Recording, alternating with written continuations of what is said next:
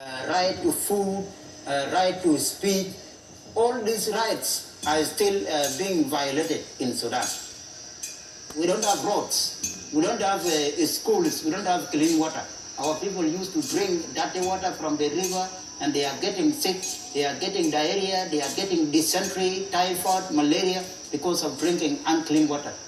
And most of the people have become homeless, they don't have homes, no food to eat, no treatment, no schools. And when you go to Darfur, you find that most of the people are being killed. Children, women, and older people, they are being killed. This is the situation that we need each and everybody in America to know.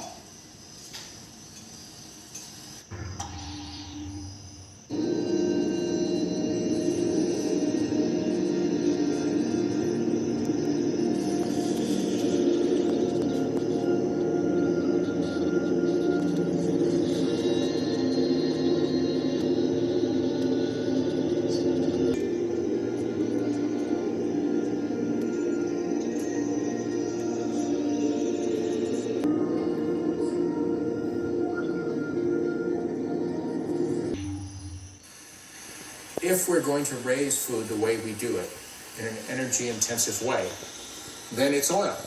And if poor people can't afford oil, then they can't afford grain any longer. No city in the world today has more than a 3-day supply of food.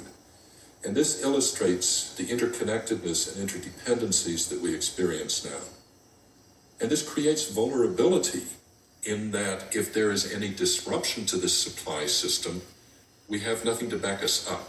And so individual societies can no longer collapse as they once did. This time it will be global. The world will collapse as a whole.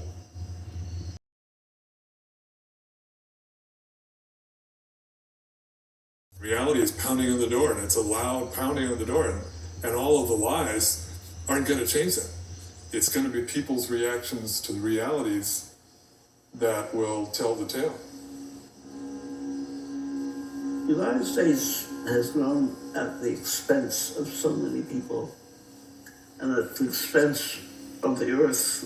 But also, it was a city of Here I see there are Waterbear network, there are channels specifically dedicated for the water scarcity, floods, droughts. And there was a feeling that the jobs that had been open to young people that their parents had had and enabled them to get married, buy a house, raise a family, that those are gone.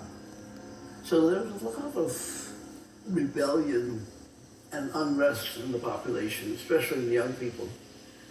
Kids began dropping out of school, so a drug economy began to take hold. And with the drug economy, a lot of violence began to break out.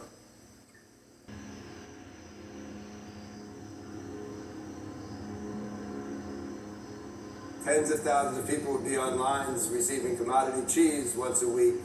And those people who were still working in the plants were working overtime. So I worked, for example, 10 hours a day, 6 days a week at a Ford truck plant during the 80s while the whole shift was laid off.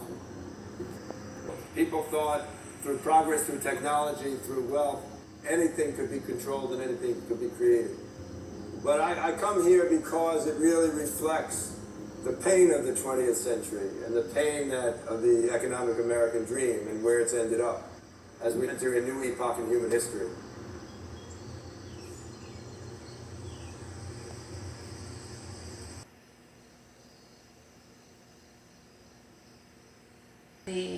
At that threshold of where things die so that the new can be born. But that is probably the most mysterious threshold of all. Death, birth, doorway. We really get a glimpse of the greatest mystery of all. Part of that mystery is the very force of life itself. What is the greater mystery that lives in this bigger realm that exists around me? There's something beyond what I know, something beyond just my own conscious knowledge of things that exist. And I want to know what that is. It's deeply connected to nature. It's deeply connected to this marvelous, mysterious existence that we have.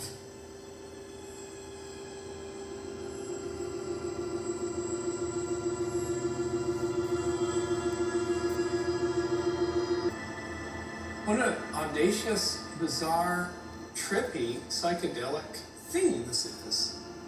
This thing emerged on its own. It's an emergent phenomenon, and so are you. And you are an ongoing story, and the story is written in your genes, but it's also written in your mind. And you have responsibility for this amazing emergent phenomenon.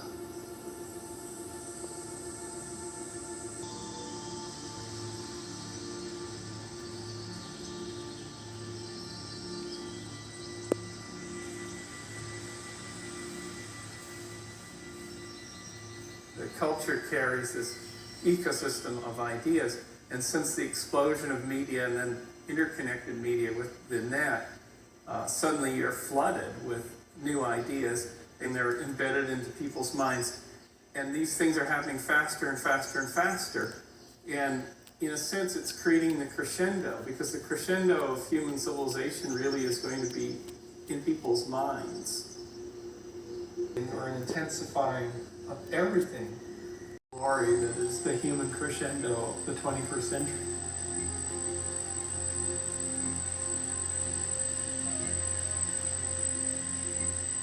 It's going to be an enormous challenge to civilization and to people's basic sense of humanity.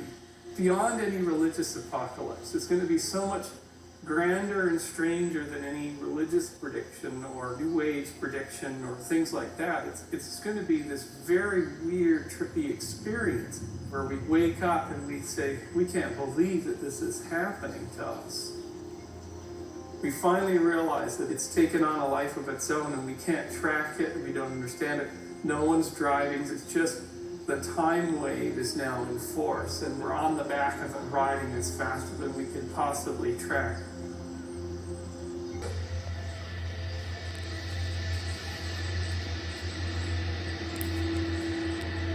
We are in the great crescendo of humanity.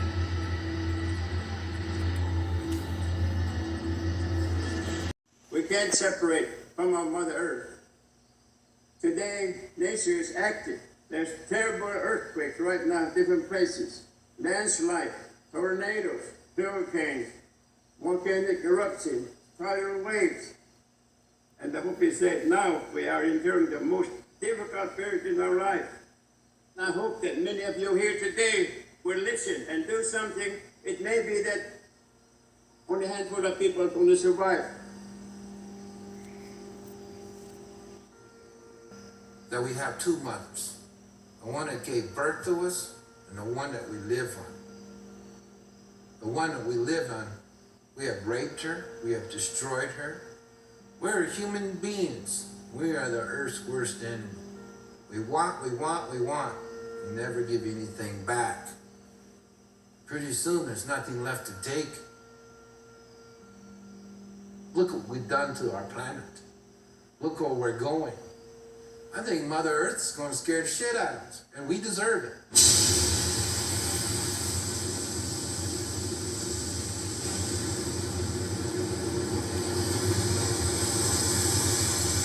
I hope you do what we all need to be doing more, and that is paying attention to nature.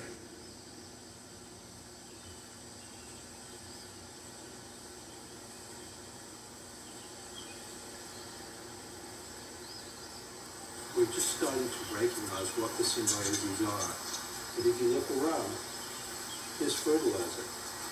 So what the moss is doing is trapping sunlight at the time when there's no leaves on the tree, turning it into nitrogen-based compounds that feed the ground under the tree.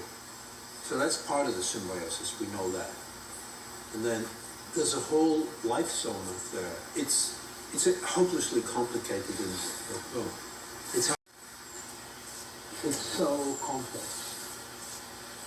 And it's interesting because the way that our brains have been adjusted, mostly by compulsory schooling, we don't think in holistic terms, we don't think in holograms. So we're trying to analyze individual parts of it and ask, well, how many bugs live off per square meter of moss? And that's not what's going on.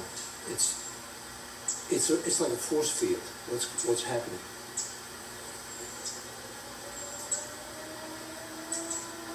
that's a tsunami warning.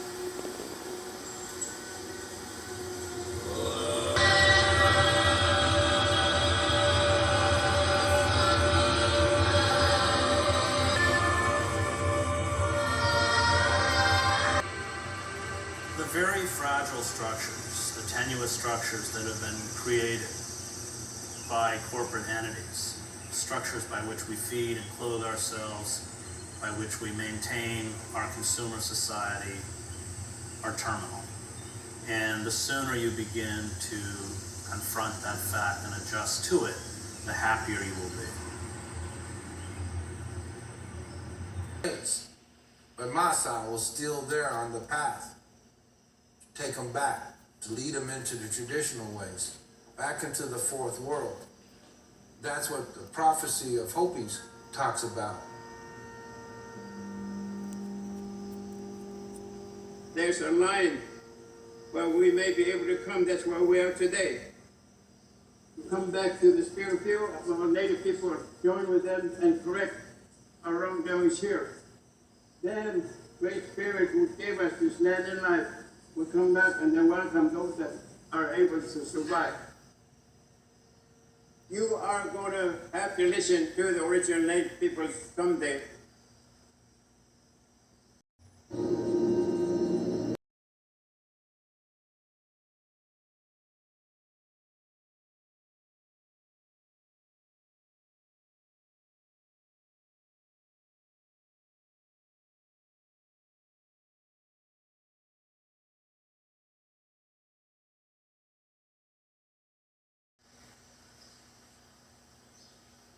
I was interested in a very important subcategory, which is the kind of experiences that the initiates have in rites of passage, which in my experience is very transformative, healing, and even evolutionary.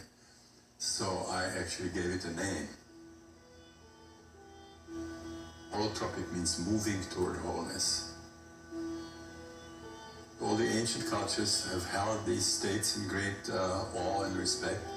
And they independently created these powerful rituals where young people, adolescent people could go through this kind of transformative process. It's been shown that nearly every culture has some form of initiation. In its most basic form, it requires some encounter with natural forces. It was the experience of psychospiritual death and rebirth. On a deep level, it means liberation from that entanglement with the mother. So you really become a kind of autonomous individual.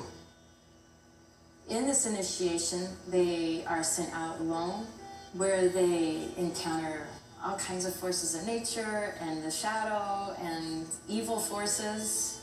That's the threshold. You die as a child and you are now an adult.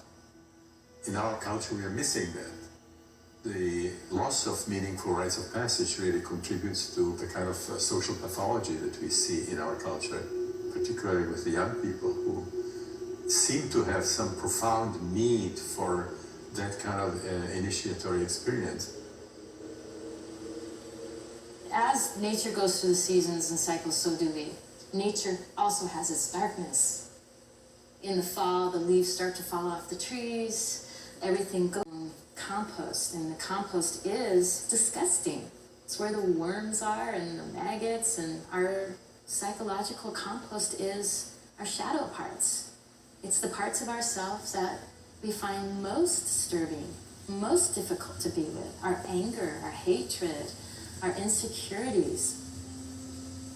One of the things that you see in people who go through real ritual procedure, like with these holotropic states, they significantly reduce their level of anger and aggression, quite automatically as a result of these experiences of confronting the shadow side of themselves. So that's one interesting dimension. The other one is that many people also have insights into the current global crisis, and they recognize that what is happening in our world is very similar to what you would confront internally in these holotropic states. They see that we are somehow projecting all kinds of elements that, if we confronted them internally, would lead to transformation and psychospiritual rebirth. It's only in the darkness, it's only in our suffering that we can see our gifts. And if we can make it through that dark night without literally dying, then we come out with the gift and say, okay, now I can go into the world and I know what my place is here. This is my work. Many lives will be able to survive and go on into good life again.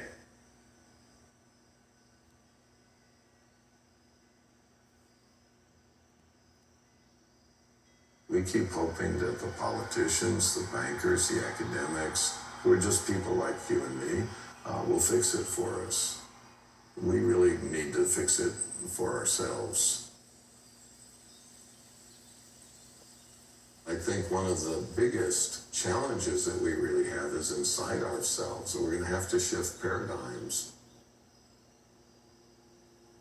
The ruling class does not rule only by force, but by the fact that its idea is accepted by the vast majority. Your old answers don't provide solutions to your questions. So it's out of necessity that people now have to create a different way of life. The next American Revolution cannot be like other revolutions, an effort to grow further. If there's going to be a development toward modernity, it's going to take another path. And that's what makes the next American Revolution so exciting.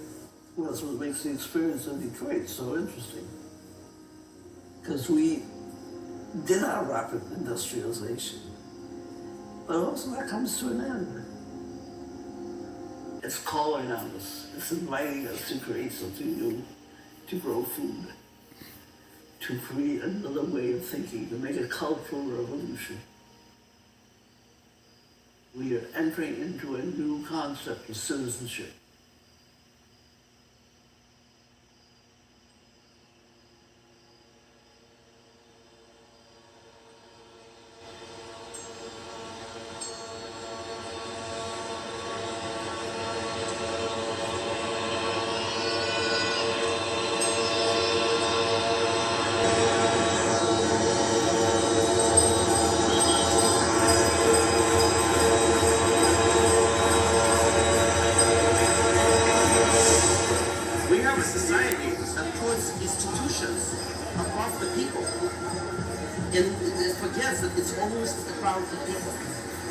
I've been here since day one, and it's just continuing to grow. And to know more and more people stand in solidarity with you is a great feeling. This is a space where people are getting to know one another and realize that if they actually join hands in a non-hierarchical structure, then you can stop worrying about who's leading and get things done. Organized to not look to the government. It seems that we realize that everybody is the same. It's not about race, it's not about class, it's just equality. And that goes actually the core of this whole movement. We let every voice be heard, and we're actually trying to reach a consensus on how to fix our society. We actually want to create a platform for an open, unpolluted public debate about our future. There's no question that people want a better life. You know, the question is, how do you achieve it? We're at a time right now where our existing system is completely collapsing. It's collapsing because it's bankrupt, both morally and we are financially bankrupt. 90% of our wealth doesn't actually exist. So the whole thing is just collapsing right now. And we have two choices. We can go to war with one another and kill each other. Or we can get everyone in the same room and come to an agreement. And the first option sucks. So that's why I'm here. this is a laboratory. You know, there is a microcosm of society here. It's an experiment on trying to self-organize. It's an organic experiment. This is democracy in action. We've got all these different people coming down and really making decisions together and working together. There's no leaders. People are just taking initiative.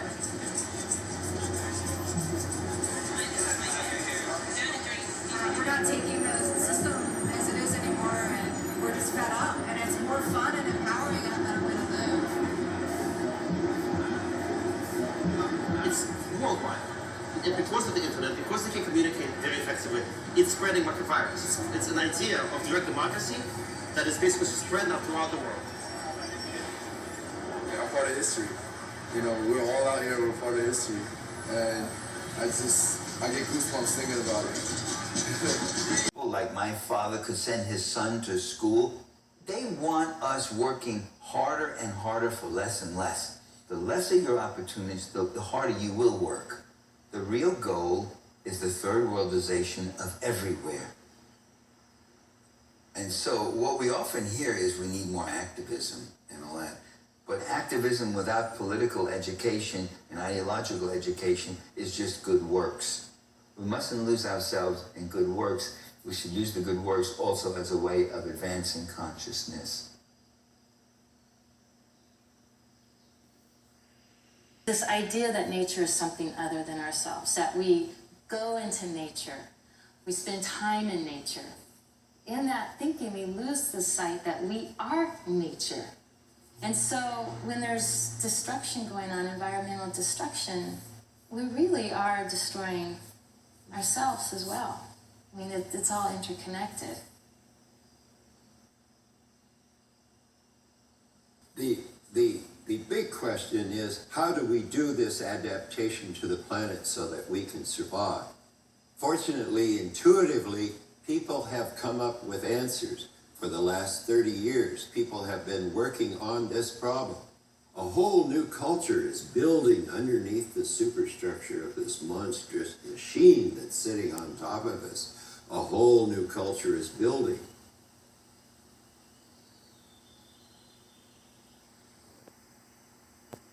About 30 acres of a 400-acre reserve in a chunk of the Oregon coastal rainforest, which has giant trees and bears and cougar and elk and eagles and all of the other things that were here 150 years ago before the white people came. We can't see anybody else's lights at night. We can't hear traffic sounds. And we have compatible neighbors. So we're set up very well for what we do. And what we do is train people in how to build, particularly houses, but other buildings too, out of whatever is around. We're also teaching them to build with those materials themselves. Natural building is an attempt to backtrack away from the industrial trap we got ourselves into. About half of all the energy used in North America goes into our buildings. It goes into constructing them, keeping them warm, keeping them cold, and deconstructing them at the end of their short lives. More robust, that lasts a lot longer. The structure of the building itself is geological as opposed to being biological. So here's a building that's made out of earth from the site with straw in it. That's called mostly hand sculpted.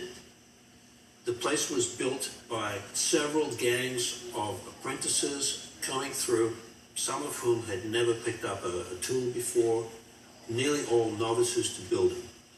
And so what we do is we experiment as we go, using this as a way to train apprentices, not just in accomplished ways of building, but also in exploring for themselves how they might expand this new field.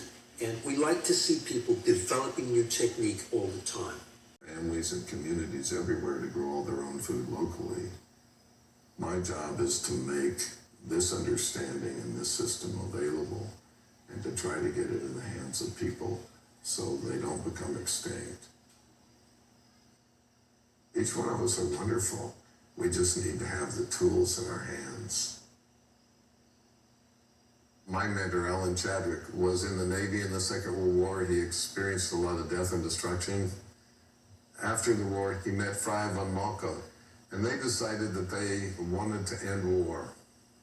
And they thought they could do it by gardening. And they believed that as people breathed life into the soil, they would breathe life into themselves. You can get wonderful food and you don't need the poisons. Why not try life? give life a chance.